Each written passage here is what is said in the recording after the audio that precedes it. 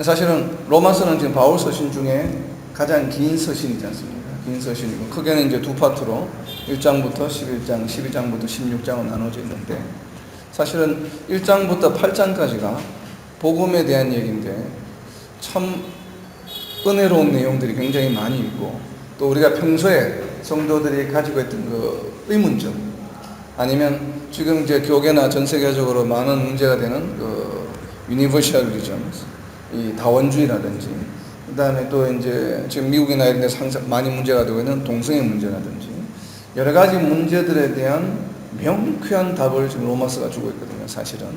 그래서 이 로마서를 잘 이해를 하면 이 신약의 많은 부분들이 갈라디아서는 굉장히 유사한 내용이기 때문에 굉장히 쉽게 이해를 할 수 있고 또 전체적인 우리 신앙생활의 기본, 그 파운데이션을 굉장히 탄탄하게 세울 수 있는 굉장히 귀중한 책이죠. 그래서 정말 이 바울이 하나님의 쓰임을 크게 받았다는 게 좀 저절로 느껴질 정도로 얼마나 많은 그 연구를 하고 또 하나님과 교감을 했을까, 교제를 했을까, 이 로마서를 쓰기 위해서 아마 수십 년간 쌓아온 아마 그 성경에 대한 지식, 또 그리고 예수님에 대한 체험, 또 그것을 구약 성경과 비추어서 이렇게 하는 이 결산물이 아닌가 로마서가. 그래서 이 사도행전 마지막 28장 31절에 있는 것처럼 로마에 2년 동안 머물면서 아마도 이 로마서를 정말 많은 사람들에게 아주 일목요연하게 잘 전했을 것이다. 그래서 하나님의 나라와 주 예수 그리스도에 대한 모든 것을 전했다고 사도행전 마지막 구절이 되어 있는데 바로 그 구절을 이어서 이 로마서가 시작이 되고 있습니다. 그래서 이 로마서가 읽어보면 상당히 이제 은혜로운데 아까 이제 믿음, 구원, 의에 대한 얘기가 나왔는데 믿음과 구원과 의가 어떤 관계가 있죠? 이제 그것을 설명하고 있는 거예요, 사실은. 1장부터 8장까지 얘기는 믿음과 구원과 의가 우리가 아까 키워드로 다 나왔는데 이것들이 서로 어떤 연관 관계가 있는가 이를 이제 설명을 쭉 하고 있는데 굉장히 논리적이고 체계적입니다. 그래서 우리가 로마서 읽으면서 이게 왜 자꾸 같은 얘기가 반복되는 것 같지, 왜 이게 얘기고 저게 저게 같이 왔다 갔다 하면서 자꾸 읽고 나서도 굉장히 어렵고 또 읽을 때도 앞으로 이제 그 진도가 잘 안 나간다고 하는 이유는 로마서가 가지고 있는 그 시스템, 굉장히 논리적으로 전개되어 있는 것에 대한 지식이 부족하기 때문에 그래요. 만약 그것만 있다면 로마서는 정말 은혜롭고 쉽게 읽을 수 있는 책입니다. 로마서는 좀 이게 이 1장부터 8장까지는 가능하면 1장부터 순서대로 계속해서 읽는 것이 좋습니다. 왜냐하면 1장부터 8장까지가 계속 논리 전개에서 기록되고 있기 때문에 그래요. 그래서 1장을 건너뛰고 2장을 읽는다든지 그걸 건너뛰고 3장이나 5장 중간을 읽게 되면 상당히 어렵습니다, 이야기가. 그래서 어려운 거예요. 그래서 이제 구절을 가지고 이해를 하거나 파트만을 가지고 접근을 하게 되면 로마서가 해석도 굉장히 방대해지고 다양하게 일어날 수 있고 또 굉장히 그 어렵습니다.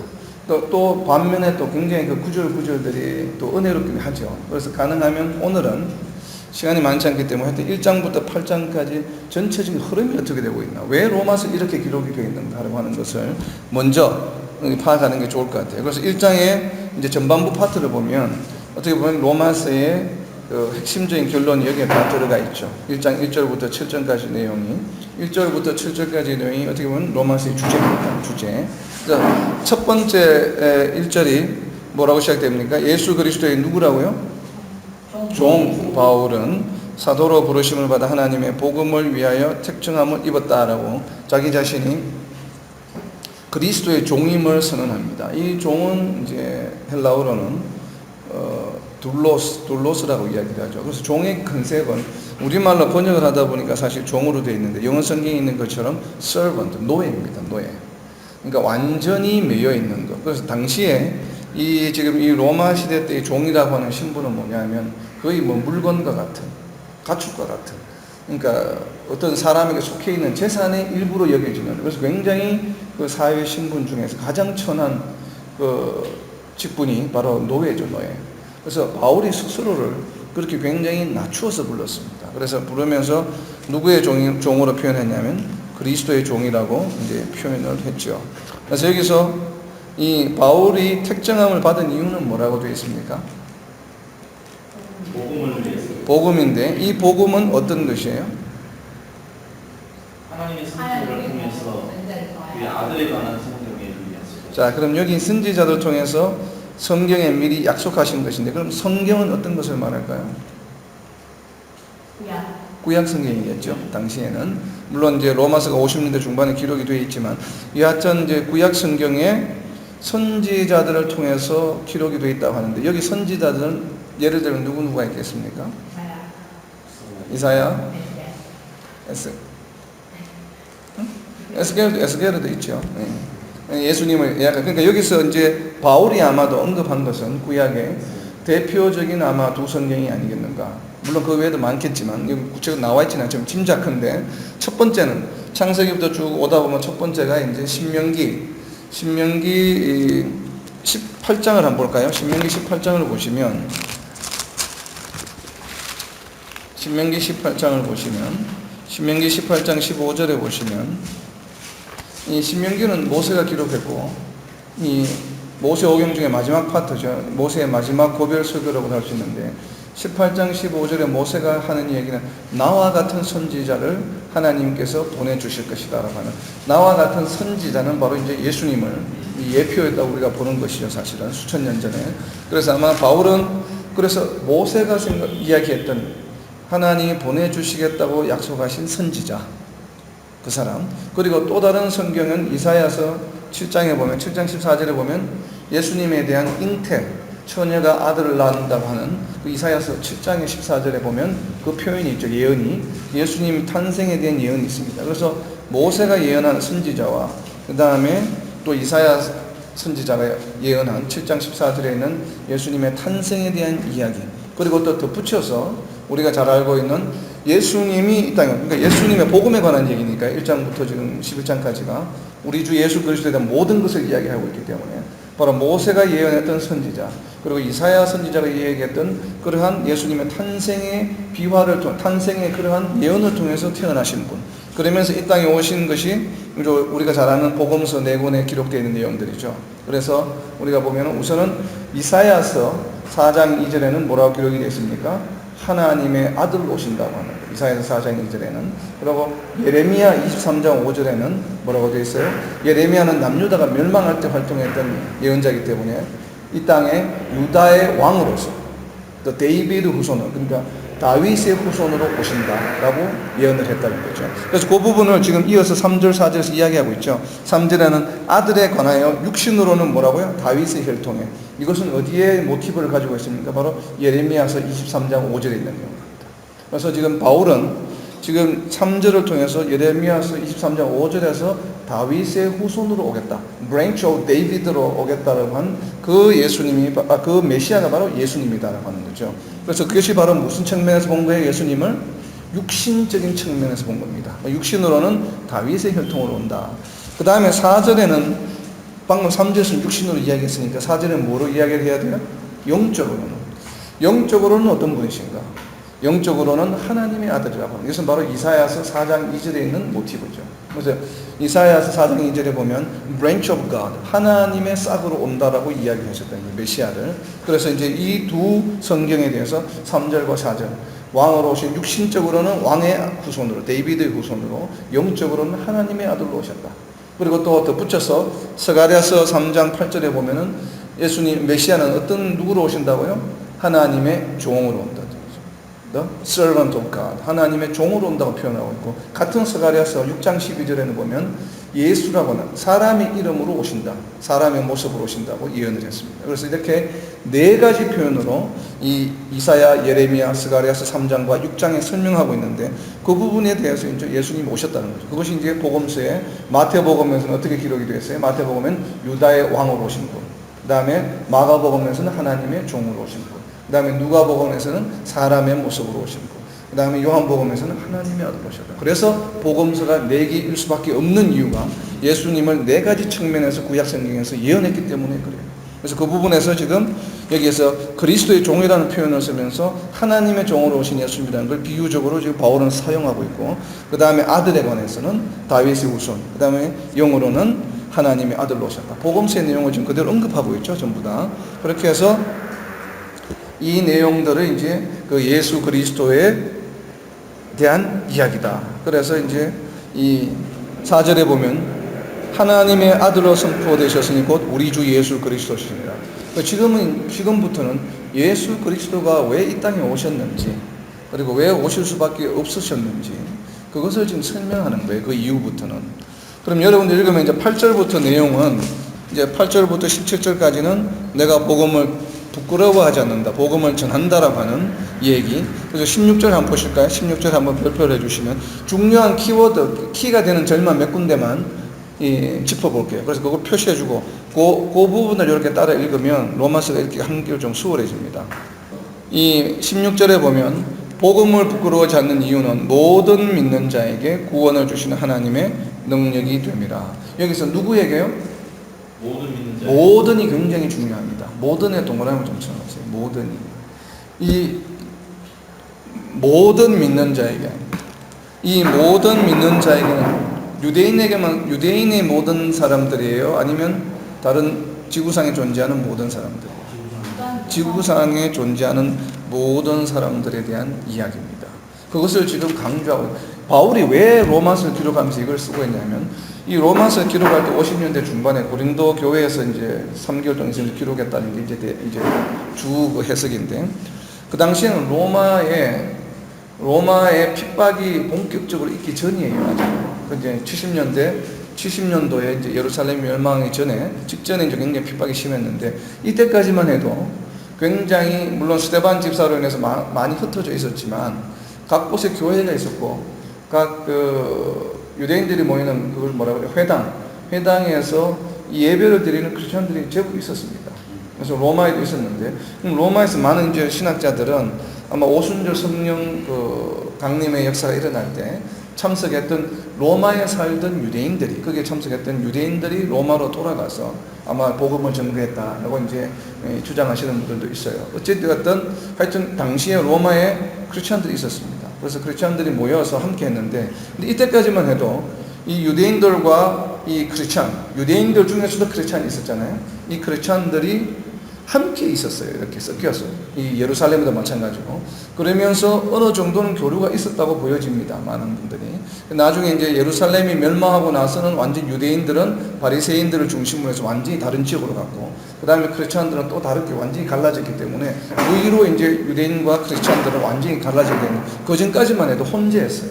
같이 섞여 있으면서 이야기도 하고 이제 해석 가능성이 높은데, 그래서 그 증거가 어디에 있냐면, 갈라디아 지방을 바울이 1차 순교를 하고 나서 돌아오자마자 또 유대인들이 가서 바로 할례에 대해서 이제 잘못된 이야기를 전함으로 해서 갈라디아서를 기록하게 된 원인을 제공을 했잖아요. 그런 것처럼 유대인들 중에 크리스찬이 완전히 된 사람도 있고 섞여 있는 사람도 있고 유대인도 있고, 이런 부류들이 같이 늘 이렇게 만나서 이야기를 하다 보니까 항상 율법이라든지 할례라든지 이런 것이 이슈가 됐습니다. 크리스찬 커뮤니티 안에서. 그러다 보니 그것을 이제 명확하게 설명하기 위해서 기록된 책이 바로 이 로마서예요. 그래서 율법에 대한 것이 무엇이 문제이고, 율법과 구원은 어떤 관계가 있을까? 그 이야기했던 의와 믿음은 어떤 관계가 있느냐? 더 이상 할례와 율법이 우리가 구원받는데 영향을 주지 않는다라는 것을 지금 설명하기 위한 게 로마서예요. 1장부터 8장까지 얘기가. 그리고 또 이 복음이라고 하는 것은 유대인에게만 국한된 것이 아니다라고 하는 거예요. 그러니까 유대인들은 하나님으로부터 선택받은 선민이라고 하는 의식이 굉장히 강했어요. 그래서 하나님을 통해서 만약에 메시아가 왔다고 한다면 그 메시아는 유대인들을 위한 메시아라고 하는 거죠. 왜냐하면 구약에서 계속 메시아를 보내준다고 했기 때문에. 근데 메시아를 보내준다는 약속은 언제 하셨냐면, 뭐 여러 차례 창세기 때부터 군데군데 비유적으로 나오지만 명확하게 내가 브랜치로 싹으로 보내주겠다고 한 것은 북이스라엘을 멸망시킬 때와 남유다를 멸망시킬 때예요. 그러니까 북이스라엘 민족을 멸망시키면서 내가 비록 너희를 멸망시키지만 너희를 다시 구원할 것이라고 하는 소망의 메시지를 준 것이거든요. 이사야서 4장 2절에서. 그 다음에 남유다를 멸망시킬 때도 마찬가지로 예레미야 통해서 소망을 주신 거예요. 그리고 성전을 다시 회복하고 나서, 성전을 회복하고 나서 스가랴를 통해서 두 번에 걸쳐서 또 내가 메시아를 보내줄 것이라고. 그 당시만 해도, 구약 때만 해도 주로 하나님의 메시지를 듣는 대상은 유대인들이었죠. 그러다 보니까 유대인들은 메시아가 오신다고 한다면 그것은 유대인을 위한 메시아라는 생각이 굉장히 강했어요. 그래서 예루살렘 교회 크리스찬이 된 이후에도, 이번 안디옥 교회를 간다든지 하면 이방인들과 함께 식사하는 걸 터부시했어요. 이 사람들. 그런 얘기가 이제 갈라디아에서 나오잖아요. 이거 사도행전에 나오고. 바로 그런 배경이 있습니다. 그러다 보니까 이제 이 바울이 이 로마에 있는 아마 회당에 모인 크리스찬들인데 아마 유대인도 함께하는 유대인 크리스찬들이 많았던 것 같아요 보면. 그래서 그들에게 분명히 이 복음은 유대인들만을 위한 것이 아니라 1장 16절에 있는 것처럼 누구에게? 모든 믿는 자에게 해당하는 것이라는 게 이 로마서의 서론입니다. 시작입니다. 이것이 이해가 안 되면 굉장히 읽기가 힘들어져요 다음에. 그러니까 모든 믿는 자에게 구원을 주시는 것이 복음이기 때문에 이 이후에 이어지는 1장 18절부터 계속 이어지는 내용은 모든 사람들에게 해당하는 내용이에요. 모든 사람들에게. 그래서 1장 18절에 보면 굉장히 중요합니다. 1장 18절. 하나님의 진노가 누구에게 이른다고요? 누구에게? 불의로 진리를 막는 사람들입니다. 불의로 진리를 막는 사람들. 진리는 뭐예요? 당연히 예수님이 그리스도로 오셨다고 하는 진리죠. 이것을 막는 사람들에겐 진노하시는데 그것을 막는 사람들은 누구겠습니까? 크리스찬이 아닌 사람들이에요. 지금은 그렇게 된 거죠. 결론이 크리스찬이 아닌 사람들이 된 거죠. 당시에. 그래서 그 이어지는 내용들 중에 아주 재밌는 내용이 있는데 19절 20절에 보면 하나님을 알만한 것이 그들 속에 보임이니라. 자, 불의로 진리를 막는 사람들은 뭐예요? 하나님을 알지 못하는 거죠. 하나님을 알지 못하기 때문에 하나님의 말씀이나 하나님이 약속하신 메시아가 오셨다는 것을 인정하지 못하는 거예요. 그래서 그 진리를 받아들이지 않아요. 그래서 핍박하고 거부합니다. 또 복음이나 예수님의 복음을 듣지 않았지만 예수님이 이 땅에 오셔서 메시아라는 사실을 모르는 사람들도 있어요. 당시 있었겠죠, 당연히. 지금 이 복음이 전해진 것은 이스라엘 지역이에요. 그리고 중동 지역이 흩어졌지만 만약에 아프리카라든지 남아메리카에는 아마 없었을 거예요. 예수님이 누구신지 아는 사람이 당시에는. 그러면 우리가 그런 얘기를 많이 하잖아요. 그러니까 다원주의를 주장하는 분들의 주된 그 키가 뭡니까? 아프리카나 아마존강 같은 데도 사람들이 복음을 받을 기회가 없었기 때문에 그들이 하나님이나 예수님을 알지 못하지만 그들이 믿는 절대적인 신은 하나님이다. 그래서 같은 것이다. 그래서 그걸 통하면 된다. 뭐 이렇게 지금 설명하는 주장이란 말이에요. 네, 그것을 바로 그것이 아니라고 하는 얘기가 바로 이 18절, 19절, 20절에 있는 내용입니다. 그래서 이 18절, 19절, 20절 대단히 중요한 내용입니다. 유니버셜리즘, 다원주의를 그대로 배격할 수 있는 중요한 성경 구절입니다. 이 구절이. 그래서 많은 분들이 이 구절 인용하진 않지만 한번 보세요. 이 내용을 그냥 읽으면 하나님께서 굉장히 피조물을 창조하셨는데 굉장히 위대하신 분이다 라고만 우리가 하고 은혜를 받아요. 하나님 대단하신 분이다. 물론 그것도 중요한 은혜죠. 그러나 거기에 못지않게 더 중요한 것은 뭐냐 하면 아프리카에 있는 아니면 아마존 밀림 속에 있는 사람들조차도 하나님을 모르는 것은 죄라고 하는 것입니다. 굉장히 중요한 전제입니다. 이 전제가. 왜? 뭐라고 되어 있어요? 창세로부터 그의 보이지 않은 것들 곧 그의 영원하신 능력과 신성이 뭐 한다고요? 만물에 분명히 보여졌다고 합니다. 이 분명히 보여졌다고 하는 것은 이스라엘 민족에게만 보여주신 것이 아니고 아담 이후로부터 모든 인류에게 보여주셨어요. 하나님이 어떤 존재이시라는 것을. 어떻게 해요? 하나님이 선지자를 통해서 말씀으로 보여주신 것이 아니고 하나님이 무슨 뭐에 의해서? 창조 능력에 의해서 피조물들을 창조하셨다는 거예요. 19절에 보면 이는 하나님을 알만한 것이 그들 속에 보임이라. 그들은 누굽니까? 피조물들이에요. 피조물들 속에 하나님을 알만한 것들이 이미 존재해요. 우리가 내가 어떻게 창조되었다는 것을 아는 그 자체가 산과 들이 창조된 것을 보고 하늘의 별과 우주가 창조된 것을 봄으로 인해서 이미 하나님이 존재하시다고 하는 것을 알아야 된다는 얘기예요. 그래서 18절에 있는 내용이 하나님의 진노가 불의로 진리를 막는 사람에게 임하는 이유의 정당성을 지금 이야기하고 있는 겁니다.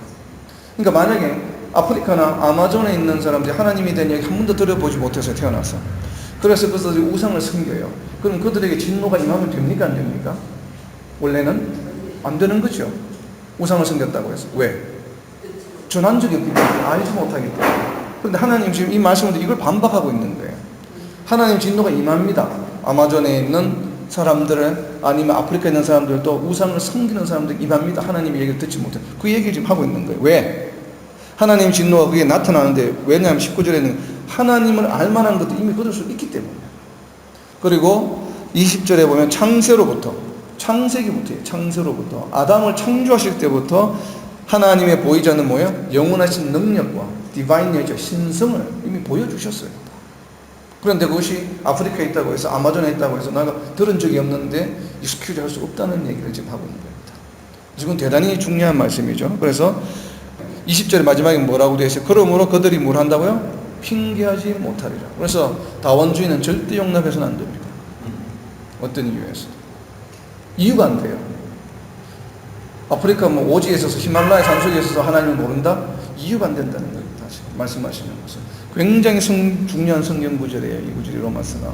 이게 전제가 되기 때문에 지금 그 다음이 전개가 되는 겁니다. 이야기가 전부 다. 지금 방금 이제 이야기한 이 19절, 20절이 로마서 1년 전체에 굉장히 중요한 전제입니다. 절대 하나님이 모든 능력과 신성을 나타내셨다. 그래서 그것을 하나님을 모른다고 하는 것은 절대 익스큐즈가 되지 않는다고 하는 것. 그래서 20절에 있는 후반부가 대단히 중요해요. 그들이 핑계하지 못한다. 그래서 전제가 뭐냐? 그래서 21절이 가능한 겁니다. 그렇지 않으면 21절이 가능할 수가 없어요. 21절이 뭘 전제라고 했냐면 모든 사람이 아담 이후로 모든 인류가 하나님을 안다는 걸 전제로 이야기를 합니다. 그죠? 하나님을 알되 뭐 했어요? 하나님을 영화롭게 다니하고 감사하지도 않고 그 생각이 허망하여져서 미련한 마음이 어두워져서 어떻게 했어요? 썩어지지 않을 영원한 하나님의 영광을 찬양하거나 위하지 않고 뭘 했다고요? 사람의 모양으로. 그 다음에 새와 짐승을 기어다니는 모양으로 뭘 했습니까? 우상을 만들었다는 거예요. 그러니까 아프리카에서 우상 만든 사람, 남아메리카에서 우상 만든 사람, 아마존에서 우상을 만든 사람이 전부 여기에 해당합니다. 힌두를 만든 사람 전부 여기에 해당합니다. 그러니까 모든 사람이 하나님을 알 수밖에 없다는 것을 전제로 해요, 지금. 그랬는데 모르고 했단 말이죠. 그래서 지금 이 1장에 세 가지의 온 인류가 아담 이후로 잘못한 세 가지 케이스를 지금 이야기하고 있어요. 첫 번째가 방금 읽은 데죠. 하나님을 알지 못하고 어떻게 했다고? 23절 별표되는 거죠. 이게 첫 번째입니다.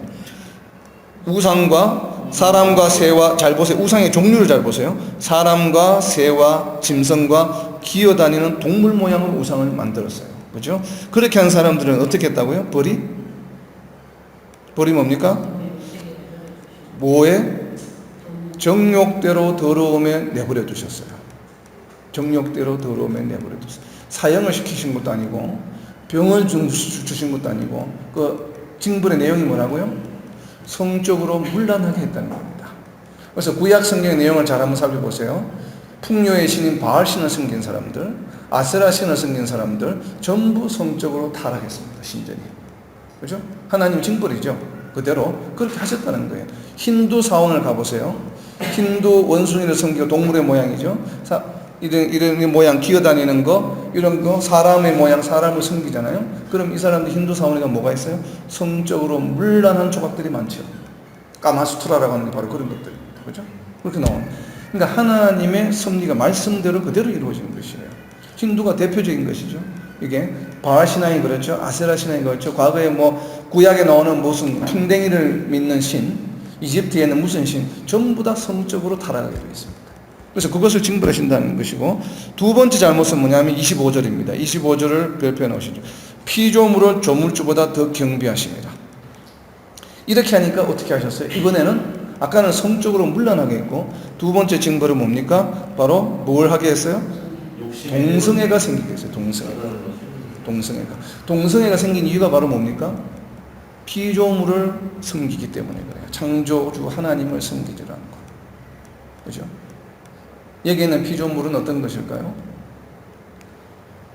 아까 있었던 사람의 짐승이나 이런 것들과 당연히 포함해서 우리가 느끼고 있는 세상적인 것들이겠죠. 우리가 하나님보다 우선시하는 모든 피조물.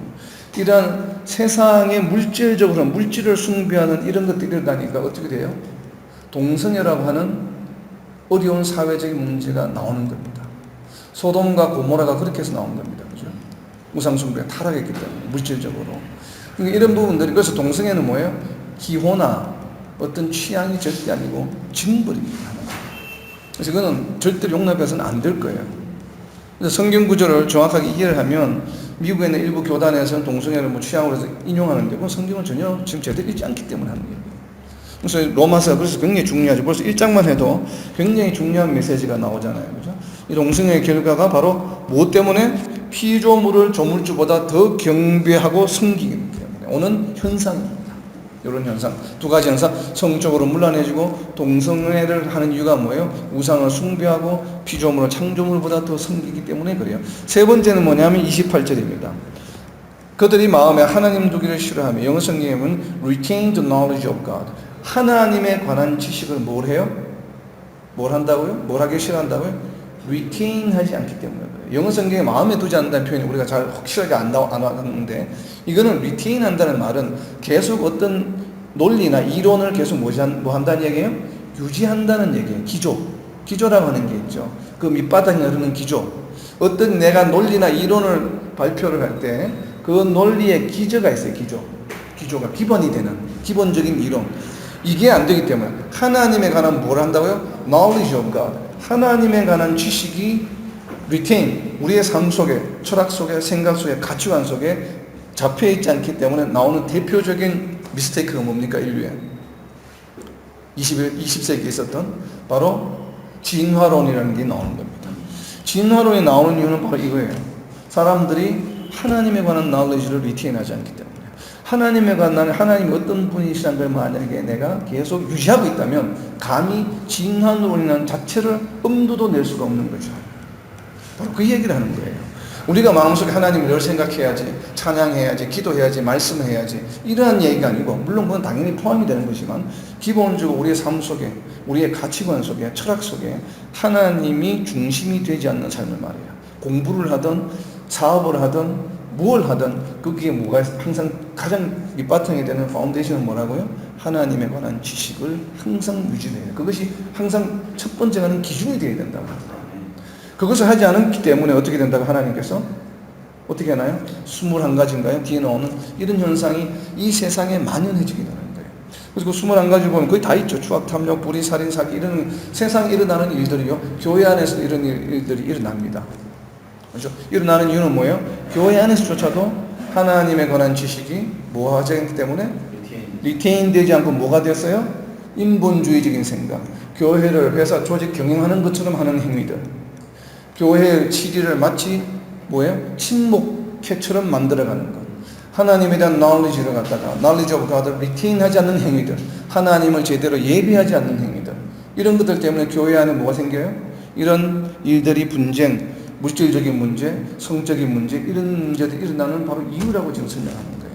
그래서 이것은 믿지 않는 사람들, 모든 아담 위의 모든 인류에게 해당되는 얘기자 동시에 우리 성도들에게 해당하는 얘기죠.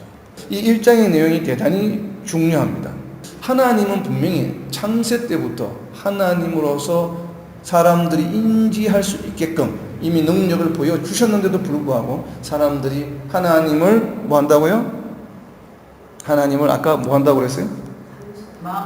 알만한 것이 그들 속에 있는데도 불구하고 하나님을 예배하거나 경배하지 않고 뭐예요? 우상을 만들고 또 피조물들을 섬기고 하나님에 관한 지식을 내팽개쳤다는 거죠. 그럼 그런 사람들에 속하는 모든 무리는 성도가 아닌 모든 사람들이에요. 성도 중에서도 있을 수 있죠.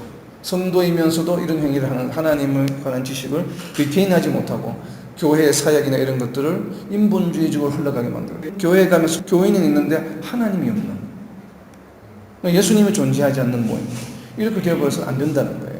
그렇게 될 때는 바로 이러한 벌을 주신다. 성적으로 물러나게 되고 동성애가 생기게 되고 이러한 것들이 쫓게 돼. 이것이 우리 인류 역사라는 얘기예요. 그렇죠? 그래서 이 얘기가 이제 처음 서론이요, assumption, 전제입니다. 전제. 이 로마서에. 그렇기 때문에 2장으로 이어지죠. 그러면 네가 남이 이렇게 됐다 어쩌다 유대인들이 지금 계속 이제 할례라든지 이런 것에 대해서 또 율법을 지키지 않는 것에 대해서 안식일을 지키지 않는 것에 대해서 계속 이야기하고 심판하는데, 그러므로 남을 판단하는 사람아, 누구를 막론하고 네가 판단하는 사람들, 사람이 서로 자기의 지식이나 이런 걸 가지고 서로 판단하는 자들에 대해서 지금 이야기를 하는 거예요. 그래서 이 얘기가 나오는 겁니다. 모든 인류가 하나님을 알만한데도 거부하고 인정하지 않음으로 해서 이런 일들이 일어났는데, 그래서 너희가 서로 판단하는 것이 도대체 기준이 뭐냐? 너희가 누군가가 누군가를 판단하면 네가 판단하면서도 네가 판단하는 그 내용을 똑같이 하고 있지 않느냐는 거예요. 실제로 그렇죠. 우리가 남을 비방하지 말라고 설교하고 남을 비방하지 말라고 서로 충고하고 이야기하면서 자신이 남을 비방할 때가 있잖아요. 뭐 저를 포함 저도 그럴 때가 있고. 이런 부분들에 대해서 이제 하기 때문에 사람들 중에서 특별히 유대인이라고 해서 너희가 특별히 할 것이 없다는 거예요. 성도라고 해서 너희가 특별히 할 것이 없다는 거예요, 지금. 얘기는. 그래서 너희가 그럼 성도가 되는 것은 누구냐? 바로 하나님을 믿음으로 해서 된다는 얘기인데, 그래서 하나님께서는 너희들 인간들 중에는 거의 다 같기 때문에 특별히 나은 존재, 특별히 페이버티죠. 그러니까 이게 특별히 뭐 이렇게 페이버를 주는 그런 그룹이 없다는 거예요.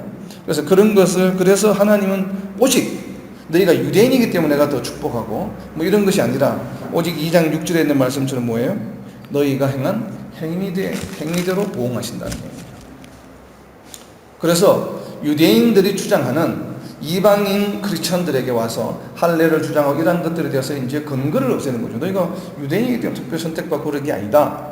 이제 그렇기 때문에 하나님께서 심판하신 심판의 기준은 뭐냐면 2장 6절에 대단히 중요한 말씀이죠. 오직 너희가 행한 행위대로 보응할 것이다 라고 하는 얘기를 지금 하고 계시는 거죠. 그러면서 이 2장 6절의 말씀이 바로 이어지는 내용이 11절이죠. 11절에 보면 뭐예요? 외모로 사람을 표현하지 않으신다.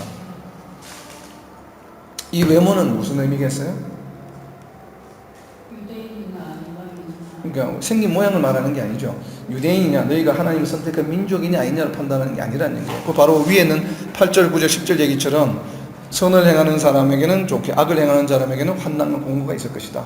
그것은 유대인에게는 헬라인에게는 구별이 없다 라고 하는 것이 바로 이제 2장 6절의 말씀을 설명하고 있는 것이죠. 그렇죠? 그러면서 이제 11절에 외모로 취하지 않으신다 라고 이제 하시는 말씀이고, 그러면서 보충 설명을 하는 겁니다. 12절부터는 12절을 보시면 좀 이해하기가 힘든 부분인데, 율법 없이 범죄한 자는 또는 율법 없이 망하고 물론 율법이 있고 범죄한 자는 율법으로 말미암아 심판을 받으리라. 이건 무슨 말일까요? 이건 앞에 나오는 구절의 보충 설명이에요. 율법이 없는 자는 누구예요? 앞에 헬라인이죠. 율법이 있는 자는 누구예요? 유대인이죠. 그러니까 앞에서 분명히 헬라인의 유대인 아무 상관없이 행한 대로 보응을 받는다고 하셨기 때문에 율법이 없다고 해서 나는 그럼 나는 율법 안 지켜야 되니까 나는 죄가 없다 이게 아니고, 율법이 없으면 율법이 없는 대로 벌을 받고 율법이 있으면 율법이 있는 대로 벌을 받는다는 얘기예요. 그러니까 그런 의미로 지금 기록이 되어 있는 거예요, 뒤에 얘기는. 그래서 그러면서 이제 유대인들이 강조한 할례라든지 안식이라든지 이런 거에 대해서 이제 17절에 쭉 이어지는, 그럼 도대체 너희가 왜 율법을 자랑하느냐 유대인들이. 그래서 율법이 어떤 관계가 있는가를 지금 또 설명하는 겁니다. 그래서 앞에 이어지는 것이. 그래서 2장의 내용들은 앞에 1장의 내용이 한 것처럼 너희가 판단하고, 하나님은 그러면 모든 인류에게 하나님 나타내고 안 한 사람들이 이렇게 나쁘게 이제 그 벌을 받게 되어 있는데, 그것은 하나님이 2장 6절에 있는 말씀처럼 행위대로 보응하시기 때문에, 그래서 외모로 판단하지 않는다. 그러면 도대체 율법은 그럼 뭐냐 이거지. 율법 왜 주셨냐 이 말이에요. 그게 그러니까 율법에 대한 설명이 필요하죠. 그래서 지금 2장 하반부에서 율법에 대한 설명을 하는 거예요. 그래서 너희가 율법을 받고도 죄를 지으면 할례 받은 게 무슨 의미가 있느냐? 그건 무할례나 마찬가지다 이 말이죠. 그렇죠? 그 얘기를 하면서 29절의 키죠. 할례는 뭐예요? 그런 것이 코드로 적혀 있는 거나 몸에 표시하는 것이 아니라 뭐라고? 마음의 할례를 받으래. 그래서 유대인이나 뭐 할례를 표시가 있는 유대인이나 할례를 표시가 없는 이방인 헬라인이나 구별이 없이 할례는 뭐예요? 마음에 받는 것이 할례의 참 의미다. 할례를 왜 주셨어요? 할례는 왜 주셨죠? 할례는 창세기 17장에 주어졌잖아요. 그죠? 무슨 구별이에요? 하나님의 백성을 물론 구별하지만 하나님의 백성의 구별이기도 하지만 원래 근본 취지는 하나님이 주신 약속을 받은 자들이라는 거죠. 그래서 창세기 15장에서 아브라함에게 믿음의 조상이 되게 하셨고 너희 후손들이 하늘의 별과 같이 이제 바다의 모래와 같이 많게 해주겠다는 약속의 말씀을 주시면서 네 씨가 하나님 나라를 이룰 것이다 라고 했는데, 그 표시로 모래에서 17장에 가서 창세기에서 할례를 받아라 라고 했던 거죠. 그래서 이삭이 난지 8년 만에 처음으로 할례를 받게 되죠. 할례를 받은 첫 번째가 됐죠. 그래서 이제 난자 중에서는 그 전에 물론 이제 아브라함이 이제 할례를 받았지만 먼저 이스마엘하고 다 그렇게 해서 이제 할례는 뭐냐면 언약의 상징입니다. 언약의 상징. 이 언약의 상징이기 때문에 언약을 주신 이유는 하나님 나라의 백성으로서 어떻게 살아야 된다는 그 어떻게 보면 퀄리피케이션 주신 것인데 그 퀄리피케이션은 손으로 적은 율법이 아니라는 거예요. 물론 율법을 구약에 주셨지만 주신 이유는 나중에 뒤에 나옵니다. 그것은 내가 준 그 할례는 너희 마음의 세계에서 너희가 새롭게 거듭나야 된다. 그것이 중요한 지금 메시지죠. 이제 그렇게 이제 이야기하는데 그러다 보니까 그러면 이 율법을 받은 거는 누구에게 주어졌어요? 율법은 원래 유대인들에게 주어진 거죠. 모세를 통해서 이방인에게는 주어지지 않았다 이 말이에요. 근데 이게 율법과 할례가 그런 것들이 별로 이제 자랑할 것이 못 된다고 이야기하니까 3장에서 뭐라 그러면 유대인은 그건 뭐냐? 지금까지 수천 년 동안 지금 4천 년 동안 하나님께서 선정해서 아브라함 때부터 선정해서 지금까지 함께 해 오셨는데 그럼 유대인은 아무것도 아니냐? 능거에 대한 대답이 바로 뭐냐면 3장이에요. 그래서 이제 3장에 대한 얘기가 나옵니다. 3장에 그래서 1절이 뭐예요? 그렇다면 유대인은 하면 뭐냐 이 말이에요. 할례의 이유는 뭐냐? 우리가 할례를 전 인류 중에 우리가 유일하게 할례를 하고 있는데 그럼 할례의 이유가 뭐냐? 하나님 약속의 상징의 말씀 우리 할례를 하는데 그럼 왜 그렇게 하셨냐 이 말이에요. 그러니까 거기에 대한 바울의 답이 뭡니까? 2절에 보면 유대인에 대한 메리시 장점이 굉장히 많다. 그 이유는 방금 이야기한 대로 뭐예요? 2절에 보면은 하나님의 말씀을 맡았다. 자, 그럼 이게 또 이제 문제가 돼요. 하나님의 말씀을 맡았는데, 그런데 하나님의 말씀을 맡은 유대인들이 하나님의 말씀을 받은 자처럼 하지 않고 1장에 앞에 나와 있던 그런 행위들을 했다 이 말이에요. 그렇게 되면 하나님의 말씀이 그럼 무효가 되는 거냐? 라는 얘기가 지금 3장 4절에 있는 얘기입니다. 이 3장 3절에 4절에 있는 얘기가 그러면 3장 3절에 있는 얘기가 뭐예요? 그러면 그 하나님의 말씀을 맡은 유대인들 중에 하나님을 믿지 않는 자들이 있다는 거죠. 예수님을 믿지 않는 자들이 있다는 거예요. 그렇다면 하나님을 믿지 않기 때문에 하나님이 주신 말씀이 그러면 무효냐? 아니다라고 하는 거죠. 4절에 보면 그럴 수 없느니라. 왜? 있는 이유가 뭐예요? 바로 사람은 다 뭐예요? 거짓이기 때문에. 이게 지금 앞으로 다시 돌아가면 사람은 다 거짓인 존재이기 때문에 진리는 누구만 있다고요? 하나님만 참되시다고 하는 것이에요. 그래서 5절에 보면 이 유대인들의 불의가 하나님의 의를 드러나게 하면 무슨 소리냐는 것은 유대인들이 불의를 하게 되면 어떻게 돼요? 나쁜 짓을 하게 되면 뭐가 돼요? 하나님으로부터 심판을 받아왔죠. 그래서 하나님의 의가 나타났죠. 그래서 유대인들이 잘못해서 이렇게 불의를 해서 하나님의 의가 드러났다니 못하래요. 그러면 하나님의 의를 나타내기 위해서 계속 불의를 저질러야 되느냐? 불의를 많이 저지르면 많이 저지를수록 또 은혜가 넘친다는 표현이 나오는데 뒤에 자, 그런 것처럼 그렇게 할 수 있느냐? 그게 아니다라고 하는 거죠. 지금 그 얘기를 지금 쭉 하고 있는 거예요. 이제 쭉 이야기하다. 그럼 유대인들에 대해서 지금 유대인들의 부정적인 측면을 지금 이야기하고 있잖아요. 그러면 우리 크리스찬은 그러면 그 유대인보다 나으냐? 라고 하는 게 3장 9절 얘기입니다. 3장 9절 얘기가 뭐예요? 그러면 어떠하냐? 우리는 나으냐? 아니다는 거죠. 크리스찬이라서 나은 게 없다. 뭐예요? 유대인이나 헬라인이나 다 죄 아래 있다고 우리가 이미 뭐 했다고요? 1장에서 선언했지 않습니까? 하나님을 알 수 있게끔 나타냈는데 사람들이 하지 않았다. 얼마나? 그러니까 여기서 우리가 이미 선언하였노라. 어디서 했어요? 이야기를? 우리 앞에서 이야기했다고요. 모든 사람들이 다 뭐예요? 거짓이다라고 하는 거예요. 오직 진리는 하나님밖에 없다. 나 크리스찬, 나 바울도 나은 것이 결코 없다. 라고 지금 하는 얘기예요. 그래서 그 얘기를 그러면 사람은 다 거짓이다. 나은 것이 없다라고 하는 것을 이야기하는 게 10절부터 18절까지인데 이것은 전부 시편에서 인용한 내용들입니다. 바울이 한 얘기 아니고 시편은 그대로 다 인용하는 거예요. 기록된 바 의인은 기록된 바니까 구약에 기록된 바 의인은 없나니 하나도 없다. 그 다음에 깨닫는 자도 없고 하나 찾는 자 없다. 이 구절을 한 6, 7구절을 시편 14편 1절 뭐 시편 143편 140편 이렇게 막 여러 개를 그냥 다 인용을 해서 의인은 없다라고 하는 얘기를 지금 한 거예요. 구약을 그대로 인용해서 지금 바울이 이야기하는 거죠. 이야기하고 그래서 의인은 하나도 없는데 그러면 도대체 하나님께서 말씀하시는 아브라함이 믿음으로 의를 얻는데 그럼 그 의인은 그럼 뭐냐? 아무도 그럼 전부 죄인이고 거짓만 있다면 그럼 뭐냐? 근데 분명히 하나님께서는 하나님을 믿음으로 우리가 의에 이른다고 이야기하셨잖아요. 그죠? 그래서 이제 그 얘기가 나오는 거예요. 사람은 다 거짓이고 하나님만 의로우신 존재이기 때문에 사람이 사람을 믿어서 의로울 수는 없는 거예요. 왜? 의로운 사람은 존재하지 않기 때문에 다 거짓이기 때문에 오직 의로우신 분 누구? 진리는 누구라고요? 하나님. 하나님이시기 때문에 그 하나님을 믿는 자들은 하나님을 통해서 뭐 어떻게 된다고요? 바로 의롭게 된다는 얘기를 지금 3장 19절부터 하는 얘기입니다. 그래서 19절에 보면 뭐라 율법이 말하는 것 맞고 온 세상으로 모여 하나님의 심판 아래에 있게 하기 위해서 율법이 주어진 거라는 거죠. 율법 때문에 죄를 알게 되기 때문에 그 율법에 의해서 심판을 받게 되게 위한 것이죠. 그래서 이 율법은 무슨 존재라고 역할이? 율법을 그럼 왜 주셨느냐? 아까 율법이 별로 중요하지 않다 구원받는 이야기했는데 율법을 왜 주셨느냐 하는 이유는 바로 뭐예요? 20절에 있죠. 그래서 20절 중요하죠. 표시 율법을 주시니 이것을 알면은 오늘날 많은 교회들이 율법이 지금 유효하나 안 하냐? 뭐 10계명까지만 유효하다. 막 이런 논쟁이 많은데 그런 논쟁을 할 이유가 전혀 없죠. 율법의 목적은 명확합니다. 율법이 있는 이유는 뭐예요? 죄를 깨닫게 하기 위해서. 그렇기 때문에 지금도 여전히 율법은 뭐예요? 유효하고 존재합니다. 왜? 우리가 하여금 죄를 깨닫게 하기 위해서. 그래서 3장 마지막에 31절에 보면 율법을 폐할 수 있느냐? 폐할 수 없느니라. 율법을 뭐 한다고요? 더 굳게 한다는 얘기는 율법을 더 튼튼히 공부에 사람들로 알게 함으로써 뭘 깨닫게 해요? 죄를 깨닫게 합니다. 그래서 율법이 뭐 폐해졌다? 이런 얘기를 해서는 안 되죠. 폐할 수 없다고 이야기하잖아요. 말씀에. 그죠? 그래서 이 율법이 구원과의 관계가 없는 것이지 율법 자체가 폐해진 게 아니라고 지금 이야기하는 거예요.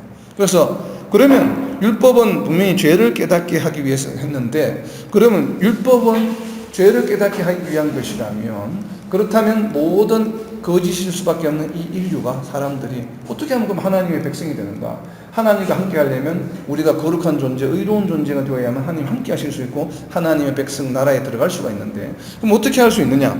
그 설명을 이제 21절부터 하는 거죠. 그래서 율법은 목적은 뭐냐면 우리로 하여금 죄를 깨닫게 하는 것이고 죄를 깨닫게 할 것 이외에 다른 수단을 주셨는데 의에 이르는 것은 그것이 바로 뭐냐면 율법 외에 그러니까 율법이 아니죠. 율법 외에 뭘 주셨어요? 하나님의 한 의가 나타났으니 율법과 선지자들에게 증거를 받은 것이다. 그러니까 구약 성경에서 계속 이야기했던 그 메시아가 오셨다. 이 메시아가 뭐예요? 의인데 그 메시아가 누구예요? 22절에 곧 예수 그리스도를 믿음으로 말미암아 모든 믿는 자에게 미치는 하나님의 의인이 차별이 없느니라. 그러니까 차별이 없다는 의미는 무슨 말이에요? 유대인에게만 허락된 것이 아니라는 얘기예요. 이 얘기는 누가 믿고 누가 믿는데 너희 믿음에 차이가 없다 이런 얘기가 아니고 유대인이나 뭐 이방인이나 아프리카에 있는 사람이나 아마존강에 있는 사람이나 차이가 없이 다 뭐예요? 예수 그리스도를 믿음으로 어떻게 돼요? 의에 이룰 수 있다는 거. 요 길은 하나밖에 없다는 거예요. 그러니까 뭐 부처를 믿으면서 궁극적으로 같이 하는 이런 유니버셜리즘은 통하지 않아요.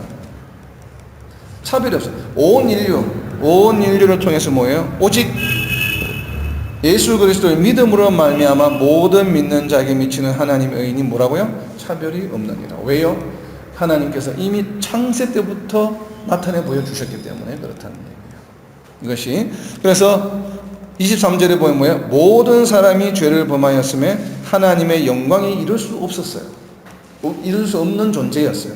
아담 이후로. 그랬는데 뭐예요? 예수 그리스도 안에 있는 속량으로 말미암아 하나님의 은혜로 값없이 어렵다함을 받았는데 값없이 어렵다함을 받은 것은 뭐예요? 내가 어떤 sacrifice, 죄물을 바치거나 내 자신을 희생함으로서가 아니라 뭘 함으로?